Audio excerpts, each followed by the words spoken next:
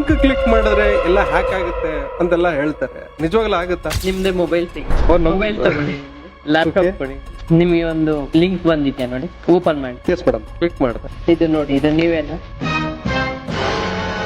ಬೇರೆಯವರು ಕೂಡ ಇದೇ ರೀತಿ ನಿಮ್ಮ ಫೋನ್ಗೆ ಒಂದು ಲಿಂಕ್ ಅನ್ನ ಕಳಿಸ್ಬಿಟ್ಟು ನಿಮ್ಮ ಫೋನ್ ನ ಹ್ಯಾಕ್ ಮಾಡಕ್ಕೆ ಟ್ರೈ ಮಾಡ್ತಾರೆ. ಬಟ್ ನಿಮ್ಮ ಫೋನ್ ಹ್ಯಾಕ್ ಆಗಬಾರ್ದು, ನೀವು ಸೇಫ್ ಆಗಿರಬೇಕು ಅಂದ್ರೆ ಈ ಸೆಟ್ಟಿಂಗ್ಸ್ ಅನ್ನ ಈಗಲೇ ಆನ್ ಮಾಡ್ಕೊಳ್ಳಿ. ನಿಮ್ಮ ಫೋನ್ ಲಿ ಗೂಗಲ್ ಕ್ರೋಮ್ ಅನ್ನು ಓಪನ್ ಮಾಡ್ಕೊಳ್ಳಿ. ಇಲ್ಲಿ 3 ಡಾಟ್ ಮೇಲೆ ಕ್ಲಿಕ್ ಮಾಡಿ ಸೆಟ್ಟಿಂಗ್ಸ್ ಮೇಲೆ ಕ್ಲಿಕ್ ಮಾಡ್ಕೊಳ್ಳಿ. ಹಾಗೆ ಸ್ಕ್ರಾಲ್ ಮಾಡಿ ಕೆಳಗೆ ಬಂದ್ರಿ ಅಂದ್ರೆ ಸೈಡ್ ಸೆಟ್ಟಿಂಗ್ಸ್ ಅಂತ ಕಾಣುತ್ತೆ, ಅದ್ರ ಮೇಲೆ ಕ್ಲಿಕ್ ಮಾಡಿ.